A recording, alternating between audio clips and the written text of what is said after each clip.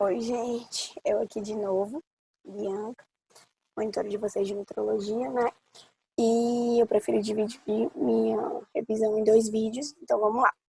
Lembrando que, novamente, matéria baseada nas aulas do professor Paulo Vasconcelos, as aulas que estão no site, né? As aulas que vocês assistiram. E o meu segundo tema, só um minuto, que eu ia fazer tudo junto. Pronto, é o de avaliação nutricional. Qual a sua importância e como executá-la antes de tudo isso, né? Sobre a importância da avaliação nutricional, se a gente perceber nas prescrições médicas, quando o paciente está internado, o primeiro item é a dieta. E aí, como o professor mostrou, inclusive na aula dele, na maioria das vezes, o que é que acontece? O médico escreve assim, dieta geral. Gente, o que é dieta geral? Ou então na dieta bota assim, serviço de nutrição, vale meu Deus, de nutrição. Enfim, como se delegasse essa função a outra pessoa, certo?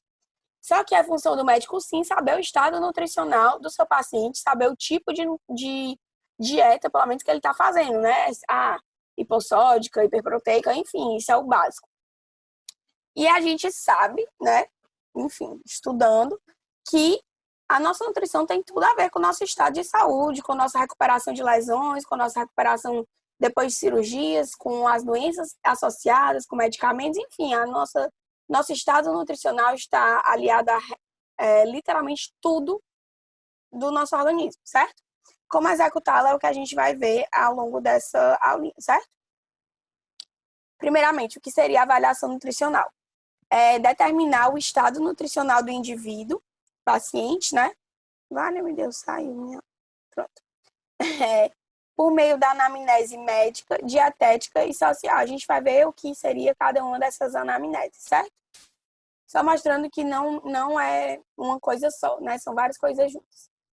Sobre a anamnese médica. Muito importante a gente definir o sexo e a idade do paciente, porque a gente sabe que existe uma diferença entre de distribuição, de composição corporal, dependendo do sexo, dependendo da idade.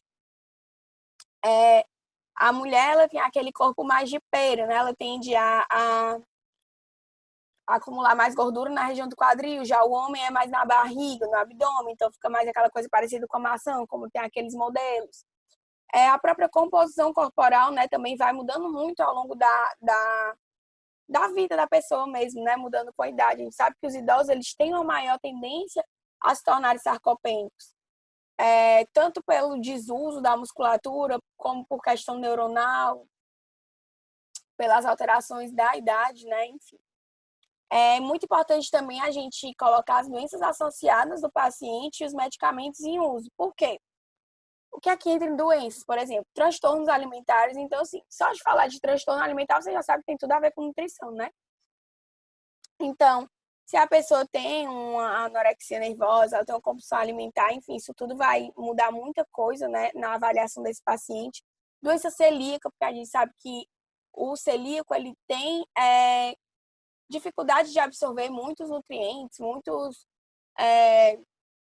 substâncias mesmo, né? Por aquele mecanismo que acontece no intestino. Vocês acabaram de estudar ainda. Síndrome do intestino irritável, síndrome do intestino curto, doenças desabsortivas. Então, enfim, todas as doenças que a pessoa tiver, ela vai ter alguma repercussão no estado nutricional daquele paciente, certo? Diabetes, hipertensão, tudo. Os medicamentos em uso, porque é importante a gente saber?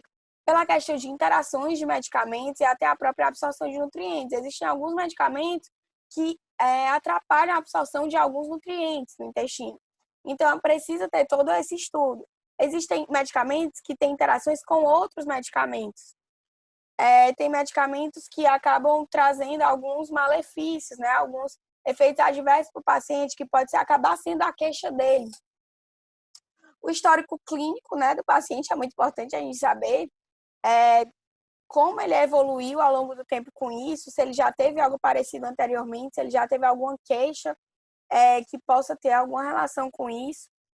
E se o paciente faz uma atividade física. Isso é muito importante para a gente tanto saber se o paciente é sedentário, se ele é ativo, se ele faz atividade física, qual é o tipo de atividade física. Porque para você saber se um paciente está batendo aquelas metas de proteína, de minerais, de vitaminas dele, enfim, se ele está batendo o recomendado, né? A gente precisa saber como ele gasta essas calorias também. Uma pessoa que passa o dia sentada na frente do computador, ela vai gastar bem menos calorias do que uma pessoa que de manhã sai para correr, para fazer um cardio, passa o dia trabalhando e de noite ainda vai treinar, certo? Então, é muito importante a gente saber como o nosso paciente gasta as calorias dele. Algumas observações, né, que o professor falou, eu achei interessante. O sexo feminino é mais suscetível à anorexia nervosa, no que diz respeito a essa questão aqui de doenças associadas. E o sexo masculino é mais propenso ao alcoolismo. Sabe que o alcoolismo vai ter toda aquela questão hepática e pode também trazer algumas deficiências, a própria insuficiência hepática, né? É importante também a gente perguntar sobre a religião do paciente, sobre a cultura. Antes, eu associava muito a gente perguntar a religião do paciente, até na forma de conduzir o diálogo, né? Ter cuidado com alguns termos. Ou como a forma de, tipo assim, imaginar como aquela pessoa vê a vida, como aquela pessoa vê a doença, como ela vê depois, tipo assim, quando ela morrer, se aquilo ali é o fim, se ela acredita em algo depois, enfim. Eu acreditava que essa questão de perguntar religião era mais da gente ter uma noção do espectro social do paciente, mas também é muito importante para a gente saber até a questão de próprias restrições alimentares. Porque, por exemplo, a gente sabe ter religiões que não vão consumir carne bovina, outros que não vão consumir carne suína. Então, alguns nutrientes podem estar em falta por essa questão, né? O veganismo, vegetarianismo, enfim, acaba entrando aqui também. A gente tem que saber isso para saber se o paciente está tendo alguma deficiência por causa dessa alimentação, como é que a gente pode suplementar, enfim. É a questão da situação clínica do paciente, se o paciente tem ou já teve algum câncer. Pós-bariátrica, a gente sabe que os pacientes, eles, dependendo da forma como for feita essa cirurgia, né, vocês devem ter visto que, vocês viram que tem várias modalidades, ele pode estar com uma área menor, ele pode estar com digamos assim, tanto pode ser uma área menor, pode ser um tamanho menor, pode ser um caminho encurtado, enfim. E isso vai prejudicar na absorção de nutrientes. Síndrome do intestino curto, né? Doença celíaca, que eu tinha dito para vocês, acho que na aula passada, né? Que acaba tendo uma grave deficiência de muitos nutrientes por questões absortivas. E a questão da intolerância à lactose também é muito importante, porque o paciente, às vezes, a queixa dele pode ser por problemas intestinais, flatulência, cólicas, não sei o quê. E isso pode acabar sendo por causa de que ele tem intolerância à lactose e utiliza, ou até na hora de você, digamos assim, indicar um suplemento a ele, por exemplo, se você for indicar um whey protein, você tem que indicar um whey protein isolado, né? Não pode ser o normal, digamos assim. Porque aí o paciente que tiver intolerância à lactose, ele vai sofrer com aquele whey protein. Sobre a semiologia nutricional, como é feito. Um exame físico direcionado, que a gente olha muito, cabelo, faces, olhos, lábios, língua, dentes e a pele do paciente. Vou mostrar um pouquinho mais na frente porque são exatamente essas coisinhas, certo? Mas, de antemão, você vê que um cabelo, quando a pessoa está com alguma deficiência, é um cabelo quebradiço, é um cabelo sem brilho, cabelo que não cresce. Na própria face, a gente pode ver o nível de hidratação, né, de um paciente, pode às vezes ver até a deficiência de um nutriente, de uma vitamina. Os olhos, a gente pode ver muitos pacientes se detectam anemia olhando os próprios olhos, né? Nos lábios, se tiver ressecado, se tiver com alguma ferida. Língua, tem aquela língua e framboesa, língua e groselha, enfim, tem vários nomes associados à anemia megaloblástica. Os dentes, às vezes o esmalte dentário está desgastado. A pele, os pacientes às vezes apresentam alguns hematomas, algumas coisas, por falta de vitaminas que estão incluídas na cascata de coagulação, enfim. Muito importante também a gente pesquisar a história de emagrecimento ou ganho de peso para esse paciente. É legal colocar num gráfico para poder ver, por exemplo, às vezes o paciente não vai saber o peso dele de 10 anos atrás, mas você vai por épocas da vida. Na época do colégio era mais ou menos quanto? Quando você entrou na faculdade. E quando você se casou. Quando você teve o primeiro filho, enfim, você vai vendo por épocas da vida do paciente e ver se existe um desnível muito grande entre o peso desse paciente, né, ao longo dos anos. As dietas restritivas, elas entram muito aqui. Então, às vezes as pessoas entram naquelas dietas loucas de só consumir líquido, só tomar sopa, dieta da maçã, Apple Day, essas coisas assim. E aí acaba aumentando a fome do paciente e a taxa metabólica basal dele diminui. O que é a taxa metabólica basal? É aquilo que ele gasta sem fazer nada, digamos assim. O que eu gasto para me levantar, para andar, para comer, estudar, enfim, tipo assim, ver o que eu gasto no meu dia a dia sem fazer exercício físico, sem fazer um esforço e tal. Então, às vezes, com essas dietas restritivas, existe um efeito rebote. O paciente acaba diminuindo essa taxa metabólica dele, basal, e ele acaba, às vezes, algumas tendo até mais fome. Pesquisar alterações de apetite, né? Se ao longo dos últimos tempos, dos últimos meses, ele sentiu mais fome, sentiu menos fome. É importante pesquisar com ele aspectos fisionômicos, como é que está o trânsito intestinal desse paciente, ele vai todo dia ao banheiro, como são as fezes dele, a questão do sono, se ele está conseguindo dormir bem, se ele acorda no meio da noite, se ele dorme cedo, dorme tarde, enfim.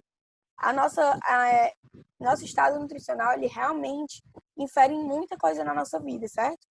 O estado de humor também, a gente pode pesquisar uma questão de ansiedade, depressão.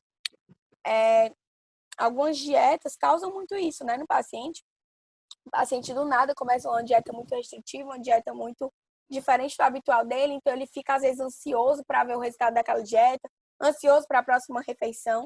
Às vezes o paciente acaba desencadeando uma depressão porque está comendo muita coisa que ele não gosta, porque está se adaptando a algo que não é viável, não é sustentável para ele, né? E pesquisar também a questão de sarcopenia, que acontece muito em idosos, né? Por questão do desuso mesmo da musculatura, muitos deles vão ficando acamados. E tem fatores neurológicos também incluídos nisso. Esse slide está péssimo, mas é porque o professor botou na aula dele, eu bati print, eu não encontrei no Google de jeito nenhum. Então, eu coloquei aqui para vocês, que é para ter uma ideia, porque eu não quis, nessa aula aqui, trazer as imagens e falar para vocês tudo aquilo que o professor falou na aula dele. Se vocês quiserem rever e tal, podem voltar na aula do professor, que lá tem bem direitinho. Ele mostra a imagem do lábio, mostra a imagem da língua, da pele, do cabelo, de tudo. Quelite angular, palidez, tomatite, xerose, edema, enfim, todas essas coisas ele mostra na aula dele. Então, eu não quis trazer aqui para não ficar uma aula mais cansativa ainda, para ser revisão. Então, aqui, por exemplo, só ir por cima. Cabelo. Existe perda do brilho, quebradiço, pigmentação, deficiência de quê? De proteína e de zinco, principalmente. Outras coisas também podem estar envolvidas. Palidez conjuntival nos olhos. Pode ser deficiência de ferro, de vitamina A, vitamina B6, enfim. Língua, glossite. Pode ser deficiência de B12, que está em anemia megaloblástica. Enfim, várias coisas, certo? E aqui, se vocês quiserem olhar, tem um slide também, ficou bonitinho. Um exame físico direcionado, né? Se eu estou desconfiando de desidratação, se eu estou investigando desidratação, vou procurar um olho seco, uma pele arranhada, né? Aquele paciente que você ai, meu Deus, que você passa assim a unha e fica aquela marca branca, mostra uma pele desidratada. Linha groselha, da anemia megaloblástica, quelite angular, que é aquela do lábio, deficiência de B12, manchas aqui no esmalte dentário, deficiência de selênio, cabelo pouco brilhoso, caindo, deficiência de minerais, aqui ele fala principalmente do zinco, né? Palidez de mucosa, anemia, né, que é o mais clássico pra gente, acantose nigricans, que são aquelas manchas escurecidas em pacientes com diabetes, principalmente, pode mostrar um certo grau de resistência insulínica pra gente, lábios ressecados, hematoma, sangramentos espontâneos, a gente vai desconfiar de deficiência das vitaminas que estão envolvidas nas cascadas de coagulação, né, na nossa hemostasia. Então, vitamina C, vitamina K. Achei tão bonitinho esse slide. Salmãozinho e a carne, enfim. Vitamina D, vitamina B12, coloquei separado porque são comuns e as pessoas, vitamina D principalmente comum das pessoas apresentarem deficiência e são, digamos assim, eu acredito, são as vitaminas que são mais suplementadas, né, atualmente. A vitamina D, ela tem uma relação com a nossa modulação hormonal, certo? Com a nossa disposição. Então, a pessoa que está com deficiência de vitamina D, geralmente ela está mais procrastinadora, digamos assim. não sei se é assim que fala, enfim. E a vitamina D também está muito envolvida com a cor da pele, certo? É toda aquela questão, vitamina D, pegar o sol. Então, algumas vezes, dependendo do grau de deficiência do paciente, se recomenda suplementar vitamina D mesmo, em cápsula, comprimido e tal, comprimido. Outras vezes diz para se expor mais ao sol, dependendo do grau como tiver, vai acompanhando e tudo. E aí ele colocou essa observação que eu achei interessante. Os esquimós, eles, por mais que eles morem nos polos, onde não há uma grande incidência solar, vocês perceberem, a pele deles é bem escura, porque eles têm muita melanina devido à alimentação deles, né? Que eles comem muito peixe, muitos mamíferos marinhos, enfim, e a pele deles acaba sendo escura justamente por essa grande quantidade, ingestão de vitamina D. A vitamina B12, ela está presente na carne, certo? Então, vegetarianos, veganos, enfim, a galera que não come carne precisa suplementar a vitamina B12, certo? Porque é perigoso deficiência de B12, certo? E aí uma coisa importante saber é que a B12, ela geralmente só vai se mostrar baixa em exame quando ela estiver bem baixa, certo? Ela demora muito para se mostrar em níveis séricos em relação à deficiência, digamos assim. E o que é que as pessoas vão sentir? Parestesias, polineurites, fadiga, alteração de sono, aumento da nocicepção, ou seja, tipo, mais sensível para a dor, digamos assim. E é importante saber que acima de 50 anos, a maioria das pessoas tem B12 baixa por dificuldade de absorção, certo? Então, a partir de 50 anos, é bom estar tendo um acompanhamento melhor desse nível de B12 para saber se há necessidade de suplementar ou não. Que ficou sem o acento, me perdoem, né? Pessoas têm. Exames laboratoriais, coloquei assim, geral, né? Óbvio que a gente vai sair pedindo tudo isso para todos os pacientes, mas assim, os exames que são mais pedidos quando se está investigando doenças, quando está se investigando alguma questão nutricional e tal. Hemograma completo, glicemia, hemoglobina glicada, glicemia pós-prandial, né, para investigar a questão de diabetes, resistência insulínica e tudo. Colesterol, triglicerídeos, HDL, LDL. E aqui eu achei importante colocar para vocês que os primeiros achados, quando a pessoa está com problema de colesterol, né, é que afeta a memória a curto prazo, diminui a capacidade auditiva e existe a questão da disfunção erétil. Por quê? Porque ele vai acometer primariamente artérias de pequeno calibre. Porque vocês sabem, o problema de colesterol, tipo, as placas vão ficando ali nos vasos, né? Então, obviamente, artérias de pequeno calibre vão ser mais precocemente prejudicadas, né? Porque a luz dela vai ser mais estreita. Enfim, TGO, TGP, gama GT, albumina, bilirrubina, ácido úrico, creatinina, ureia, para avaliar a questão do fígado e o rim, né?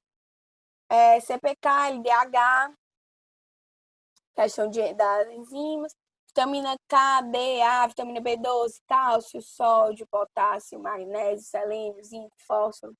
Também é importante investigar em questões, principalmente quando, investigando anemia, né? A questão do ferro sérico, a B12 também. Enfim, ferritina, o índice de saturação da transferrina. E é muito importante a gente avaliar os dados sociais do paciente de uma forma particular. Por quê?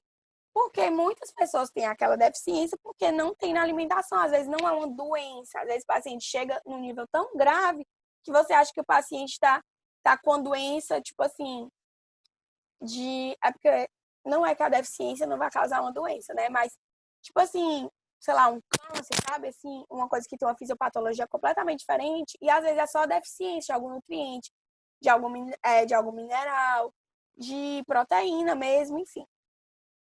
Que às vezes a pessoa realmente tem pacientes que não conseguem comprar itens para ter uma alimentação equilibrada, para ter uma alimentação balanceada. Então, come aquilo que está na frente, certo? Aquilo que der para comprar. E aí, duas coisinhas muito comuns, né, que sempre se mencionam quando se fala sobre questão social, sobre questão nutricional dos pacientes, kwashiorkor e marasmo. Kwashiorkor é uma deficiência proteica, em que o paciente se apresenta com edema generalizado, um aumento das glândulas, irritabilidade e os depósitos de gordura são fora do normal, não é aquele esperado para aquela certa idade. Então, a imagem é essa daqui. A criança chega toda barrigudinha e tudo, mas aquilo ali não é gordura. É justamente a deficiência proteica. Um professor meu, na época do colégio, até já contou uma história, que uma vez uma mãe foi levar um filho no médico, e aí o médico, tipo, eu não lembro qual era a queixa, enfim.